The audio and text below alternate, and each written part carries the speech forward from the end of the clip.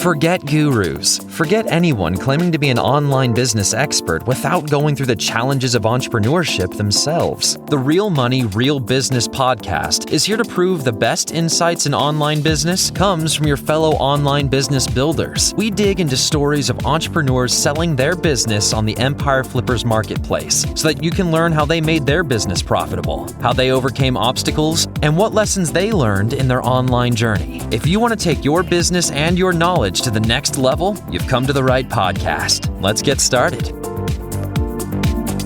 Hey everyone, Brandon here with another great business to discuss on this episode of the Real Money, Real Business podcast. Today's guest is Tim, and he's selling his Amazon FBA business on the Empire Flippers marketplace. So welcome to the show, Tim, and how are you doing today? Hi, Brandon. I'm happy to be here now, and I'm doing good today. Thank you. Yeah, that's great. And I'm really excited to have you on the call today to talk to you about this business you've created. But before we get into the details and a bit of your history with the business, let's give a general overview. So it is an Amazon FBA business in the home and art niche, created in April 2014. The average monthly revenue for the business is $40,050 and makes an average of $11,485 per month in net profit. For everyone listening, you can visit empireflippers.com/marketplace and search for listing number 53659 to learn more about this business, or you can unlock this listing to start your due diligence if you're interested in purchasing this asset. So now that I've given a general overview of the business, what's included in the sale is the Amazon Seller Central account with 7 SKUs, a domain and all of the site content and files, a trademark, social media accounts for Facebook, supplier contracts and relationships, and it is worth noting that inventory is not normally included in the list price and further details can be provided to active buyers. So, Tim, can you tell us a little bit about your background in building and running online businesses? Yeah, sure. To be honest, this is my first time building a business on Amazon.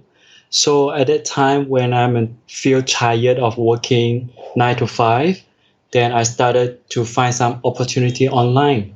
Then purely by luck, I start to learn FBA, doing some courses, and then I start researching products like everyone else. But it is very luck that I encounter into this niche. It is in the art, home art. And until today, I feel very lucky because this niche is very stable. And even without my heavy commitment of time, the product sells pretty stable throughout all the years. So that's what I can say up to this point. Yeah, that's an amazing story to hear and how you got into FBA. And I'm curious, so when you were doing product research, what was it that stood out to you about these products in the home design and home art niche? Was it just something that you saw as great potential, or you just going into it thinking like, I'm just going to try it and see what happens? Sure. At that time, I was using some software, some tools to analyze the sales, the BSR situations. Then I jumped into this niche. I found that there are many products, many design, and many competitors, but they got the sales. Even though the ranking is not on the first few pages, I can see the sales, they have a decent BSR. So this got me curious into this niche. So I decided to just jump in and try to get some data. So that's how I started into this niche. Yeah, it's really awesome to hear that you were able to do some of that prior product research to make sure that it was a good fit and a good product to market fit as well, which is important. Now, where would you say that the majority of the revenue is coming from your business? Is most of it coming from a few top SKUs, or is all the revenue pretty spread evenly across all 7 SKUs? I can say there is a few, like 1 to 2 SKUs that contribute to most of the sales, like maybe 50 or 60%. And the remaining will be spread even to about 3 to 4 SKUs. And there's only one SKU is selling at the lower end, but it still sells maybe 3 to 5 units a day. So I think it is not too bad. Yeah, no, that's really good actually, and getting those types of numbers as well. So, yeah, it's awesome to hear that. Now, if the business is doing so great at this time, Tim, why are you deciding that you would like to sell it? Because I'm running the business as an individual and I do not hire anyone. I do not have any employees. And after 7 years, I found a little bit tired and losing motivation in running the business. And 2 years ago, I get married with my wife and we decided to move to China. And now I'm living in China. And together with another couple of friends, we have a land here in China. And we decided to grow the land and build some houses and grow some plants and in an organic way. That means without using any pesticide or chemicals. So this got me really excited into the new ventures, and I found myself losing more and more motivation in running the business. So that's how I have the mind of selling it. And I can also use the payout from the business to fund this new project, which I found very interesting and made me excited. Yeah, that is really interesting and awesome to hear that you're creating this community in China, and something that I'm also a big fan of, going green and, getting off the grid, I guess you could say. It's really cool to hear that. Yeah, so that's awesome to hear. And, I'm sure that's also, a great opportunity as well to sell this business and to continue with your current project. Now, on the topic of current projects, Tim, was there anything that you learned with this business that you plan on applying to maybe current or future businesses down the road? I think it is important after running this business for 7 years.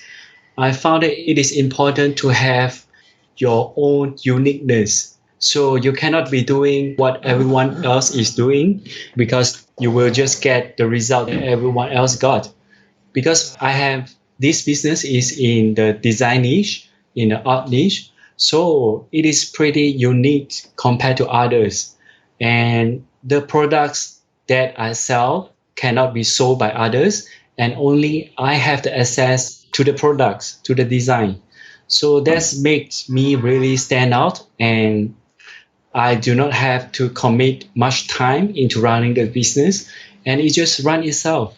It just sell itself on the marketplace. So that's what I learned most. That is to have a really good competitive edge over others. Yeah, absolutely. Really solid advice. It's setting yourself apart from the competition is really what's going to be the best move for you as a business owner. And yeah, I completely agree with you on that. Now, on the opposite side of, things that you should be doing, was there anything that you tried with this business and it just didn't give you the results that you were hoping for? Yes, I'm sure everyone will have some mistakes when running a business. And the business I made is in the beginning of time, I just order directly from the suppliers that I just buy their design. I just buy the design that they pre-made that is open for all others sellers to buy also. And at that time, I faced the products that I launched did not sell long. So I decided to discontinue those products after within a year, I think. And this is one mistake that I made. And since then, I just made my own design from then. And it just gives me ease of time. And I do not have to worry much about hijackers or losing sales or how to market the products because good design just sells itself. Yeah, absolutely. Is having those unique differentiating designs as well too. Again, kind of play into what we just talked about is setting yourself apart and not being just another Me Too product, I guess you could say. So with this business being an Amazon FBA business, where does the majority of your traffic come from? Is most of it coming through Amazon organic traffic, or are you running some PPC ads and a lot of traffic is coming in that way? Why don't you give us an update on where the majority of the traffic is coming from? I think 100% of the sales of the traffic come from Amazon. And I did not run any advertisements other than Amazon PPC itself. And between the organic sales and PPC, I think it's about the percentage is 3-1. 75% is organic and 25 to 30% is by Amazon PPC. Okay.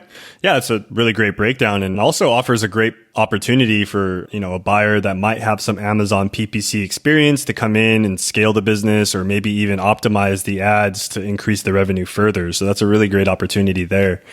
Are you doing anything else in terms of marketing? I noticed that you do have like a Facebook account.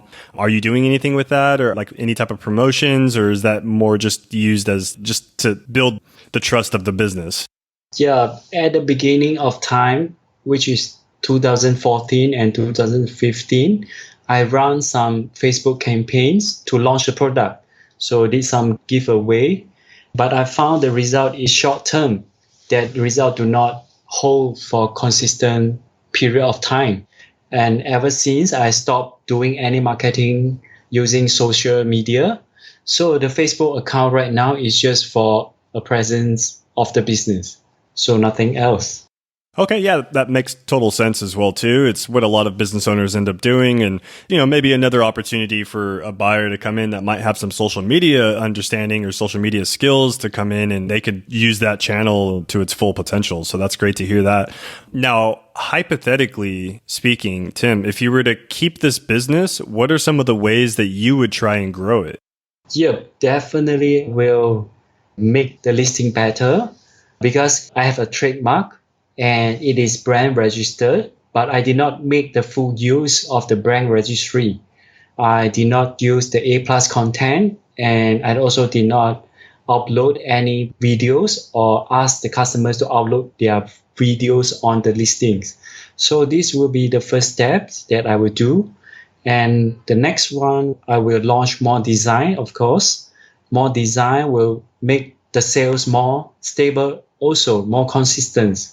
And the third is probably to spread out into different marketplace like the Euro market. Yeah, that's I would try to do if I wish to focus on growing the business. Yeah, some really great points and mentions there, and some of the ways that potential buyer could come in and scale the business further. And it's nice that you have this roadmap already for them to come in and, ultimately take and push the business to its full potential. So that's really great to see that. So Tim, can you walk us through what are some of the weekly operations or weekly tasks that you're doing for the business at this time? Okay, sure. This business is pretty much hands off. And nowadays, I did not get any customers' inquiries. I suppose that Amazon support team has been doing their job quite well. And for the daily tasks, I just check if I need to reply to any messages. And other than that, is to monitor the inventory levels. So to decide if I need to reorder to my suppliers. And other than that, I did not see myself doing more works in the Amazon. And probably once a month, we'll optimize the PPC result to see if I need to adjust the bids or to change keywords, to remove or add keywords to that. So I think it is pretty much hands off. So that's why I mentioned in the listing that I think 3 hours of works every week is what I put into it. Yeah, it's really awesome that you've made the business, pretty passive at this point and making it hands off for the buyer. That is a great opportunity as well, too. Do you think that there's any skill set that a buyer should have before they acquire this business, or could most of the work be learned during the transition period? Yeah, I think most of the skills can be learned. Like throughout these years, I learned Photoshop, and most of the images of the listing that I Photoshop myself.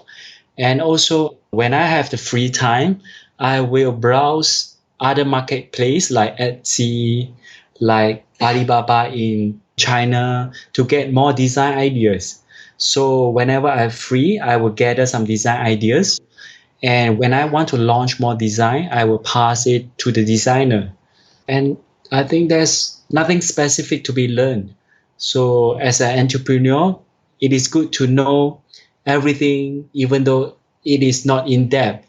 That's from my experience. Yeah, I think everyone can do the same or better than me. Yeah, it's a great opportunity in the fact that, you had mentioned you already have a majority of the workload is pretty optimized. Anyone that could come in, maybe have a little bit of graphic design skills, or maybe even just know how to improve listings on Amazon to make them convert better is an awesome opportunity here. So yeah, I think that's really great. Now, on the flip side of that, Tim, what do you feel are maybe some of the risks associated with this business? I think come from launching new design also. And because over these years, I have developed some sense that what the market likes and which groups of people that I want to focus on selling. I think whenever I launch new design, I will have some worry that what if the design doesn't sell? After 7 tries, I think my worry is not necessary because I made design 7. I just made 7 design and all of them sell from a few years ago until this day. So I think the risk is minimum when it comes to launching new design, and also it can be learned to make the risk lower. I think everyone will face the same risk, that is to keep up with Amazon regulations. So as we know that Amazon change regulations every 6 months or every year, I think everyone need to keep up with that, adapt new strategy to keep them in line with Amazon regulation and rules. Yeah, absolutely. It's one of the, I guess you could say, one of the general risks associated with Amazon being, on their platform and kind of making sure that you're aware that they're kind of the ones in charge when it comes to the end of the day. Yeah, so I completely understand with you, but it's great. I mean, with this business already being, 7 years old, you have products that show this long history. I mean, that mitigates a good portion of risk compared to, maybe a new product launch and maybe getting a lot of hype or a lot of sales at the beginning, but then it suddenly could drop off. But having a history with these products is a really great opportunity for a buyer because they can already see the longevity and the evergreen factor that comes in with these products. So that's really great. Now, Tim, are you willing to commit to a non-compete, meaning you'll stay out of this specific niche once the deal is over? Yes, sure. I will be able to commit that. And I think I do not foresee myself doing Amazon FBA again in a few years' time. Yeah, I just want to focus on my new ventures. Yes, getting back in touch with nature. I think that's awesome. Yes, that's so cool. So how much support are you willing to offer potential buyers? Are you going with the typical 30 days of email and Skype call support, or did you have something in addition that you would like to offer buyers? I think what you mentioned is fine for me, that I can do that to the buyers. And in addition to that, I will also provide some of the design ideas that I gathered throughout the years. So that could help the buyers to get more sense about what the market likes and which groups of people that they need to focus on, which will bring new sales into this business. Yeah, that's great. You're offering that added support and you're wanting to see the business succeed. And I'm sure potential buyers that are listening to this call can also see the value in that as well, too. Now, are you open to negotiating something like an earnout where you'll receive a large portion of the sales price up front and then smaller payments closing out the deal after that? Yes, I can open to listen to the offers. And I think whatever it makes sense, I can also consider that. Yeah, it's really great to hear that, and awesome that you're open to discussing that during the negotiations, which can always be presented at that time. So just a few more sideline questions for you, Tim. So what advice would you give to our listeners that you wish you knew when you first started this business? I think is to do research throughout in the beginning. So previously, I did not mention that I made the mistake of launching a few Me Too products and they all failed and fail within a certain time frame.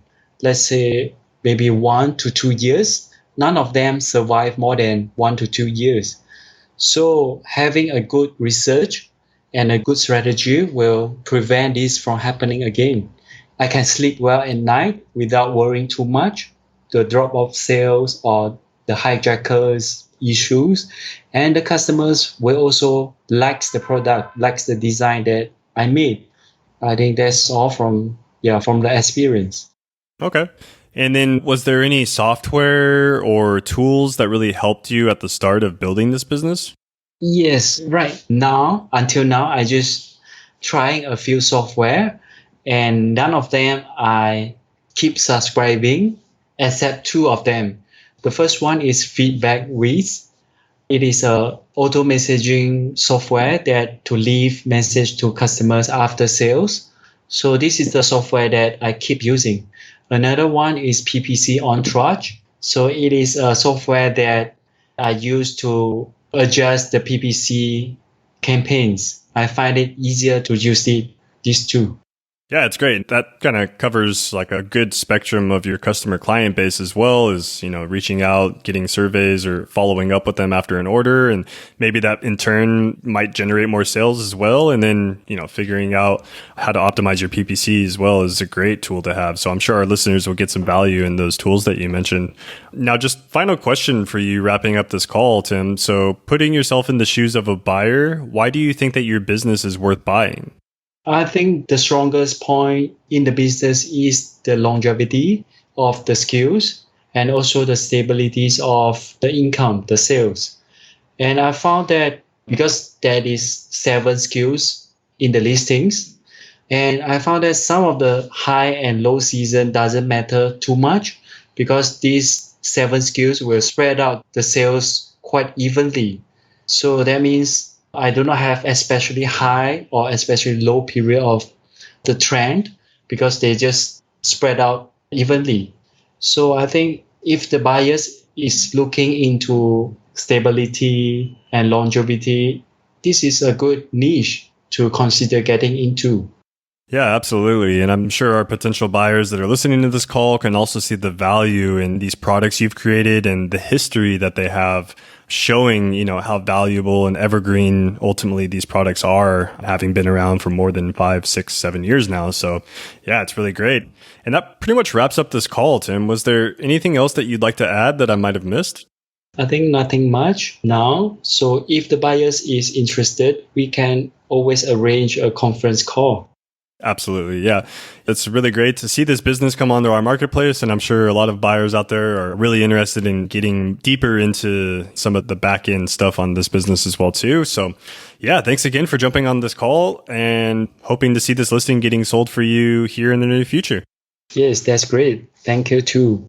Yeah, thanks, Tim. And all right, everyone, thanks for listening. To learn more and to see if this listing has already been sold, head over to empireflippers.com/marketplace and search for listing number 53659. If you're watching this on YouTube, click the link in the description to go straight to the listing. And once you've unlocked this listing, you'll be given everything you need to know about this business. So until next time, enjoy your digital journey.